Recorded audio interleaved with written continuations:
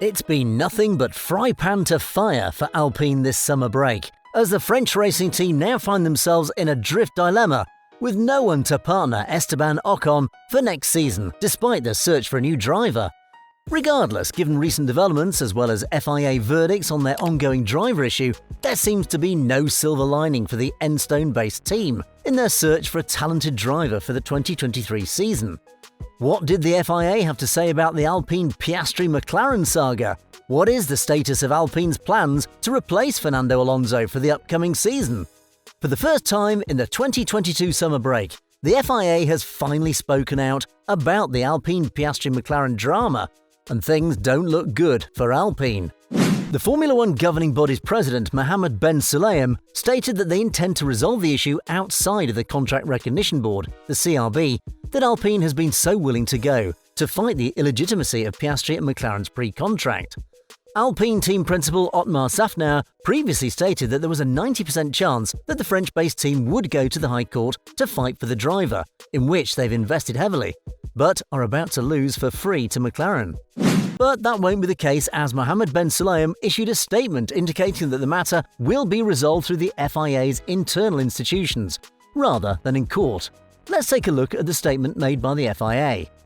The FIA's Driver Contract Recognition Board, CRB, was set up to deal with contract priority issues between drivers and F1 teams. That's why we rely on their decision to resolve any conflict.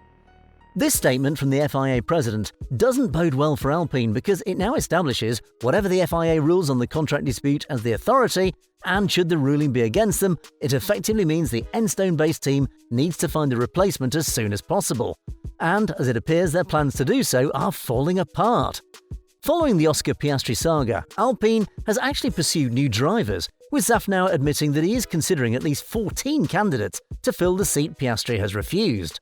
Nonetheless, heading into the next season, there aren't many talented and experienced drivers on the market who could be signed by the Enstone-based team, and it appears that one of the drivers at the top of Alpine's list is unlikely to sign with them for the 2023 season. Pierre Gasly, the French driver who was demoted from the Red Bull team to Toro Rosso, that was later rebranded to AlphaTauri in 2019, has been impressive so far, rejuvenating himself in the Austrian racing team by securing 3 podium finishes, including a win at the 2020 Italian Grand Prix. However, despite the Frenchman's desire to race for a top team on the grid, particularly Red Bull, it appears that his opportunity to rejoin Red Bull and partner Max Verstappen very soon has slipped away after Sergio Perez signed a new contract that's set to expire after the 2024 season.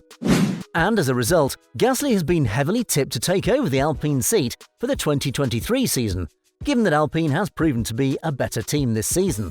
And as such, joining them from AlphaTauri, who sits 8th in the constructor standings before the summer break, is an upgrade. However, given recent development, Alpine's hopes of signing the Frenchman have been dashed after it was revealed that Gasly's contract with AlphaTauri, which expires after the 2023 season, gives Red Bull the final say on whether he can leave. And according to Red Bull's advisor, Marco Helmut, Gasly will not be leaving AlphaTauri for Alpine next season because his contract does not include an exit clause. There is no exit clause for Gasly. There was none before the summer break, and there will be none after the summer break, Helmut said. Christian Horner, Red Bull's team principal, echoed Helmut's sentiment, stating that Gasly is still under contract with Red Bull, even though Perez was chosen over him. He remains under contract to Red Bull. There's another year to run on that contract. The timing wasn't right to bring him back into Red Bull racing. It shows we're not afraid to step out of the scheme if a driver within the scheme we don't feel there's one really ready for Red Bull racing. I think the pairing that we have, we're happy with, said Horner. AlphaTauri team principal Franz Tost also commented on Gasly leaving for Alpine next season, saying it was a no-brainer, given that he is the first choice should a seat at Red Bull open up anytime soon. It makes no sense for Red Bull to let Pierre go. If a Red Bull driver fails, there's no other adequate driver who can step in. Only Gasly can do that, said Tost.